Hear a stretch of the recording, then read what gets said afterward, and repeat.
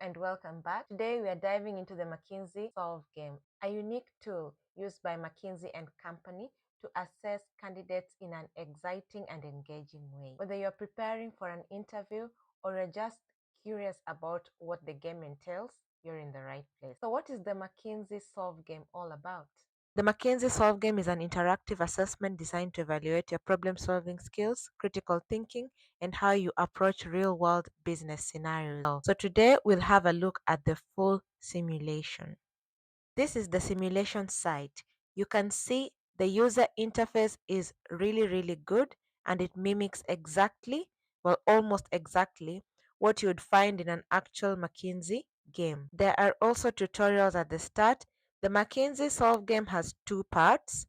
There's the ecosystem building game and the Red Rock study. For today's video, I will cover the ecosystem building game. Let's skip the tutorial and do an actual simulation to see what it's like. The game is 35 minutes long, but you can complete it in 20 minutes or less. For the sake of this explanation, I might take slightly more time because I'll be taking you through the whole game and I'll be giving you tips and tricks that you can use to do this very fast. The objective is this. You're supposed to build an ecosystem by selecting 8 species and placing them on a location with suitable conditions. The goal here is to end up with no species going extinct. So let's go to the help center where instructions have been provided, and I'll only focus on the eating rules. The eating rules determine the order in which species eat or get eaten. The rules are as follows. Number 1, the species with the highest calories provided eats first. It eats its food source with the highest calories provided. In case of a tie in the food source, it eats equally from both species. Number 2, when a food source is eaten, its calories provided decrease permanently by an amount equal to the eating species calories needed. If eating species needs more calories, it eats another food source based on the current calories provided. Number 3, then the species with the highest calories provided eats next. Number 4, species which end with the calories needed fully met and more than 0 calories provided survive. Okay, so I'll go over the other objectives as well. There are only 3 main objectives. Number 1, select 8 species that will survive an ecosystem. Number 2, choose the location of the ecosystem. And 3, submit your ecosystem. I'll open the species tab and you'll see immediately that there's a tab for producers and animals. Those are the 2 main categories here. So remember, there are 9 producers and 30 animals, so 39 species in total. Let's open the producers tab first. You notice there are 9, but they belong to 3 distinct groups. These are 3 groups that share the same living conditions. So there's an elevation range of 61 to 90, a temperature range of 21 to 25, and I'll just ignore the other living conditions below that. I'm only going to focus on the elevation range from here because the other information is just extra and it's put there by design to confuse you, so you only pick what you need. Brown grass, on the other hand, has an elevation range of 0 to 30, while green grass has a range of 31 to 60 meters. You'll notice that the rest of the producers will fall into either of the 3 groups. Okay, let's have a look. So green mushroom, the elevation range is 0 to 30, milky carp 31 to 60, puffball 0 to 30, red mushroom 61 to 90, wheatgrass 61 to 90, and white truffles 31 to 60. So there are 3 distinct groups. The key thing to do here is to pick a group that you'd like to proceed with. A trick that you could use to pick the group is selecting the group that seems to have the highest number of calories provided. You can do a random pick. So if you don't want to pick based on the number of calories, or you don't want to do a random pick, you could select the group by looking at the producers that are eaten by a variety of animals instead of those that are just eaten by 1 or 2 animals, or those that are not eaten at all. So if you look at the 31 to 60 group here, let's look at the white truffles. You can see it's eaten by the brown mouse, the fruit bat, and the black rabbit, three animals. Then Milky Cup is eaten by Burmese python, the brown mouse, and the fruit bat. And the last category, green grass, is eaten by the white raccoon, the European wildcat, brown mouse, and black rabbit. So the 31 to 60 seems to have a reasonable amount of consumers. Anyway, let's have a look at the other groups as well. Black truffle in the 61 to 90 group is eaten by nobody. So already that seems like a very poor choice because that is such a waste. So it's probably not a good idea to focus on the 61 to 90 meters group. Let's look at the last group, which is the 0 to 30 group. We can see brown grass is eaten by the white mouse and the dodo bird. The green mushroom is eaten by 5 different species: white mouse, red deer, wild boar, African wildcat, and black mamba. And the last one, puffball, is eaten by the white mouse and African wildcat. So 0 to 30 seems reasonably good, and it's really tricky to know at this point, but I'll just go ahead with 0 to 30. Okay, to select, you simply go to this Add tab here on the side. I'll select brown grass, green mushroom, and puffball. And if you want to see what you selected, go to this tab down here, Species Select, and you can see them. Confirm that they all belong to the same category, same conditions: 0 to 30 brown grass, 0 to 30 for the mushroom, and also 0 to 30 meters for the puffball. All right. Once you've confirmed they're all belonging to the same conditions, then you proceed. So here we're going to make a food chain and we'll add the producers at the bottom. Next, we are going to select animals that have the same living conditions as our three producers. And we are going to focus on an elevation range of 0 to 30. Now let's see. I've gone through all the 30 animals and selected the 10 that have an elevation of 0 to 30, like our producers. And these are the African wildcat, the Bengal tiger, the black mamba, dodo bird, king cobra, megalosaurus, red deer, spotted hyena, white mouse, and wild boar. So here another trick is to try and look for the animals with the least amount of calories needed but a higher amount of calories provided if you want to narrow down across these 10 animals. Remember, you only need 8 animals in total for your ecosystem, and we already have 3 producers. So we only need 5 additional animals. So if you can identify which animals eat less and produce more calories, those are good choices. Let's start with the African wildcat. You can see the food sources are the white mouse, red deer, green mushroom, and puffball. It eats some producers. Yes, that's good. All right. And the food sources again are already in our food chain.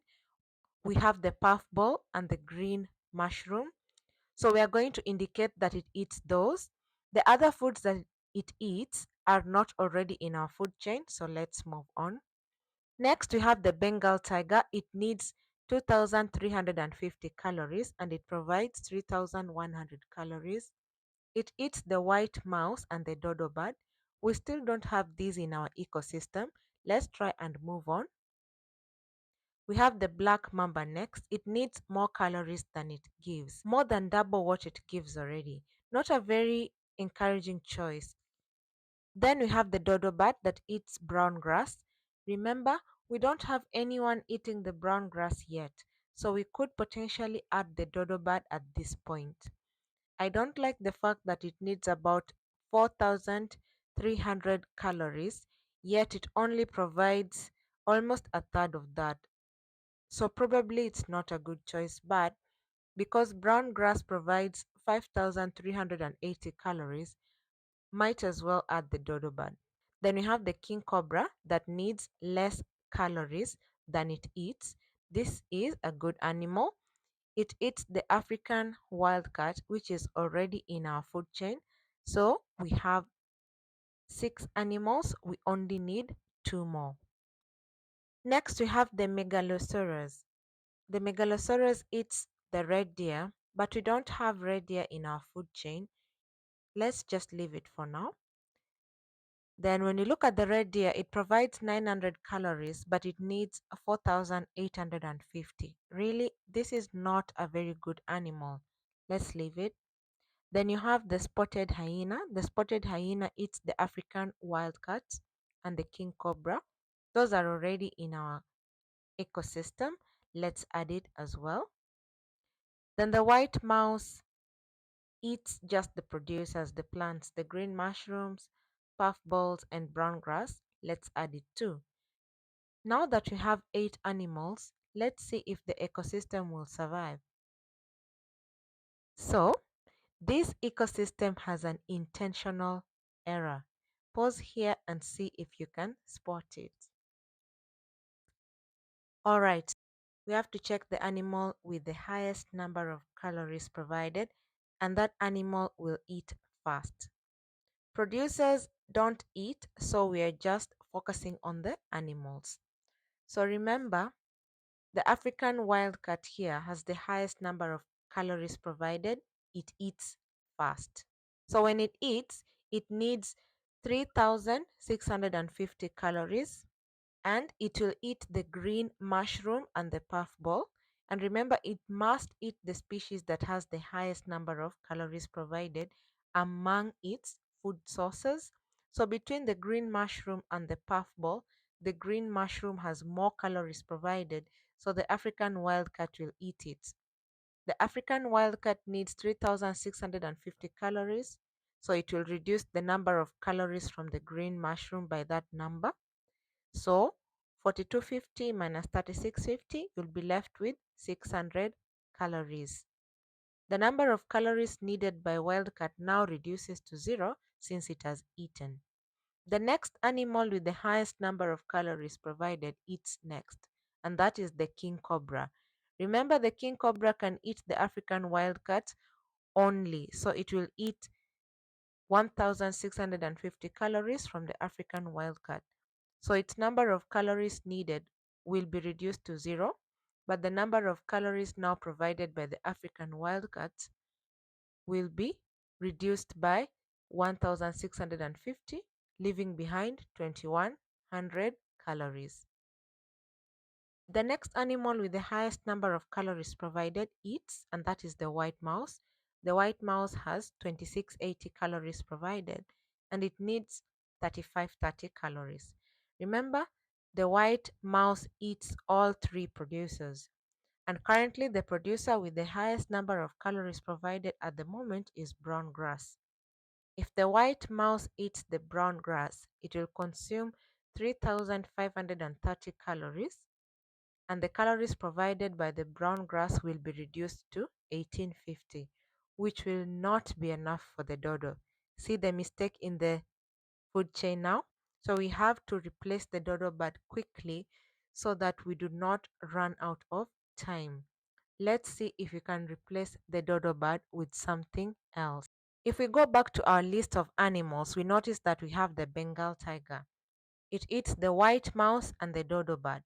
So if we do away with the dodo bird, the white mouse can still provide enough calories for the Bengal tiger. Let's add it. Okay, now that we have the Bengal tiger in, let's try to solve the ecosystem again. Remember, the one that ate first was the African wildcat, and it ate the green mushroom, reducing the mushroom's calories to 600 calories. Then the Bengal tiger will eat next since it provides 3,100 calories, which is higher than the other animals. It eats 2350 calories, which it gets from the white mouse. So the calories provided by the white mouse will reduce to 330 after the tiger eats, while the calories needed by the Bengal tiger will now reduce to 0. Then the next animal that will eat will be the king cobra, which provides 2700 calories. The king cobra will eat 1,650 calories from the African wildcat, leaving it with 2,100 calories. The next animal that eats is the spotted hyena, which provides 850 calories and needs 2600 calories. It will eat 2600 calories from the king cobra because the king cobra has the highest number of calories provided among the spotted hyena's food sources. So it will consume 2600 from the king cobra, leaving it with 100 calories, and the hyena's calories needed will now be reduced to zero. And then the next animal that will eat will be the white mouse. The white mouse needs 3530 calories. Remember, the white mouse eats the puffball, green mushroom, and brown grass. So the one amongst those food sources that has the highest number of calories left will be brown grass. So it will eat 3530 calories from brown grass, leaving it with 1850 calories. And that's it. So our ecosystem looks good and all the animals survive. Now we can move on to step 2. Let's check that we have selected 8 species. Now we have to put them in the ecosystem in a place where they can survive. So now we will use the location select button here. And remember, we are looking for locations that have an elevation of 0 to 30, temperature of 31 to 35, a wind speed of 7 to 43, and soil pH of 1 to 11. So now click location and check the buttons for the 4 conditions.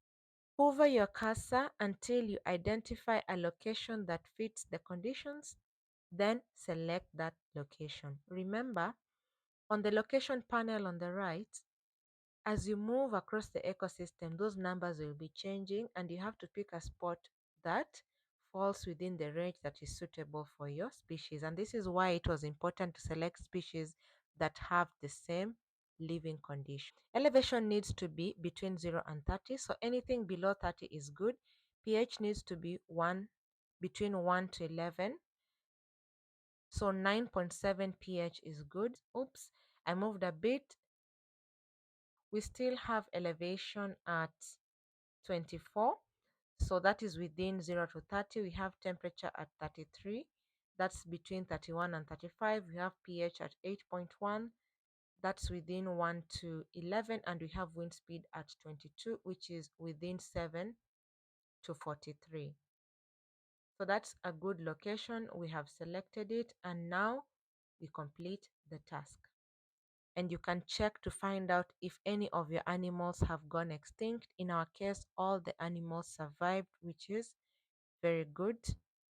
And this interface, this simulation is good because it really gives you your results at the end and enables you to practice as many times as possible with several permutations, different scenarios that can allow you to effectively practice before your interview. Again, in this simulation, you are free to continue, and if you continue, you can move on to the next part of the solve game, which is the Red Rock study. So there are several simulations that you can use for the Red Rock study, which involves a study and a number of cases. If you want to see me do a Red Rock study, just let me know in the comment section. And also, if you've watched the video up to this point, honor me with your subscription. Go down to the subscription button and press it. Good luck with your interview prep. Wishing you all the very best. Thank you and see you on my next video. Bye bye.